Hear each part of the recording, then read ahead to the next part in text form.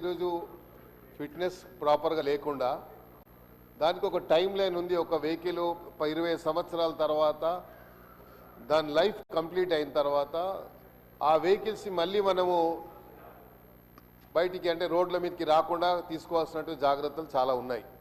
అలా కాకుండా దాని ఫిట్నెస్ పేరు మీద మనం మళ్ళీ ఫిట్నెస్ చేసిస్తే మళ్ళీ ఆ వెహికల్ నడుపుకోవడానికి ఇండైరెక్ట్గా మనం ప్రభుత్వ పరంగా పర్మిషన్ ఇచ్చినట్టుగా ఉంటుంది. కాబట్టి అలాంటి వెహికల్స్ ఏవైతే లైఫ్ టైం కంప్లీట్ అయినటువంటి వెహికల్స్ ఉంటాయో దాన్ని ఇమీడియట్గా అరకట్టి దాన్ని సీజ్ చేసి చేయాల్సినటువంటి గతంలో ఒక జీవో కూడా ఇక్కడ నుంచి ఇదే హౌస్ నుంచి పోయడం జరిగింది అధ్యక్ష.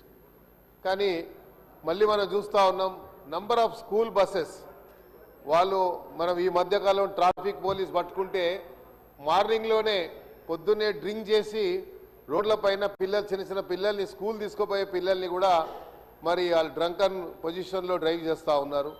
అలాంటి వెహికల్స్ కానీ అదేవిధంగా మెట్రో వాటర్ వర్క్స్లో కూడా చాలా వెహికల్స్ ఈరోజు కూడా ఏవైతే ట్యాంకర్స్ ద్వారా ఉంటాయో ఆ వెహికల్స్ అధ్యక్ష అది ఫిట్నెస్ అయిపోయి దాంట్లో డీజిల్ బయటికి అంటే దాని పొగ బయటికి రావడం కానీ ఆ వెహికల్ కంట్రోల్ ఉండదు అధ్యక్ష. లోడ్ ఒకసారి దాంట్లో 10,000 లీటర్లో 20,000 లీటర్లో ట్యాంకర్ బయటికి వెళ్తే అది సడన్గా ఎక్కడైనా బ్రేక్ చేస్తే అది కంట్రోల్ ఉండదు. ఎందుకంటే ఫిట్నెస్ లేకనో బ్రేక్ ఫెయిల్ అయ్యో లేకో ఏదో ఉండి అలా చాలా ప్రమాదాలు జరిగినాయి. ఈ మధ్యకాలంలో మనం చూసాం చాలా number of accidents were taken place.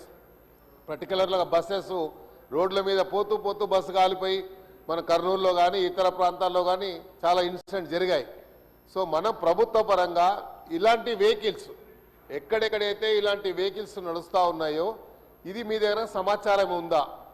ఏదైతే లైఫ్ టైం అయిపోయినటువంటి వెహికల్స్ ఎన్ని ఉన్నాయి మన రాష్ట్రంలో, హైదరాబాద్ సిటీలో ఎన్ని ఉన్నాయి, ఏ ఏ డిపార్ట్మెంట్లో ఉన్నాయి, మరి అదే వాటర్ వర్క్స్ వాళ్ళు ఏ రకంగా హైర్ చేసుకుంటున్నారు, ఏ పారామీటర్స్ ద్వారా వాళ్ళు హైర్ చేసుకుంటున్నారు, అదేమైనా సమాచారం ఉందా?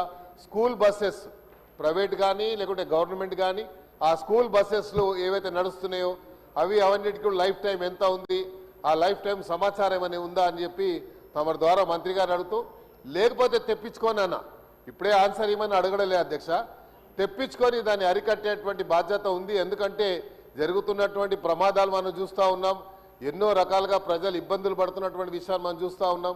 ఈ పొల్యూషన్ వల్ల కూడా ఎన్నో రకాలుగా అనారోగ్యానికి గురై మరి రోగులు హాస్పిటల్ చుట్టూ తిరగడం కానీ ఇవన్నీ జరుగుతూ ఉన్నాయి. కాబట్టి మన అల్టిమేట్లీ మనం we have to protect the interest of the people, ప్రత్యేకంగా హ్యూమన్ లైఫ్ని కాపాడాలి.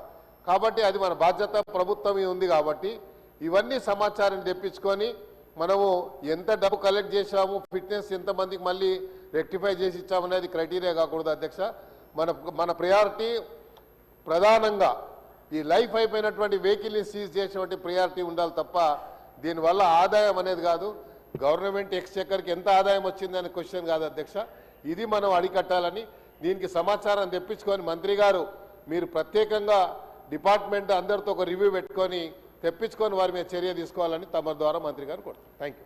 గౌరవ మంత్రి గారు.